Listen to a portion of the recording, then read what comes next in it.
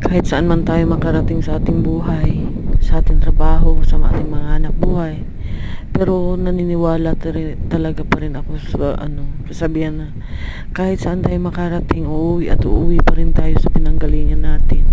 Kaya ako, 17 years ako sa Manila, pero umuwi pa rin ako sa probinsya namin sa Mindanao, sa Mawab Davao de Oro, para lang dahil sa mga magulang ko.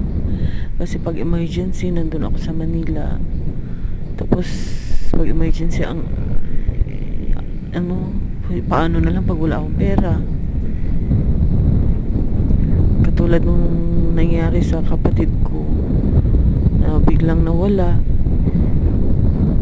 Nag-iiyak pa ako kasi wala akong pamasahe pa uwi dito sa Mindanao.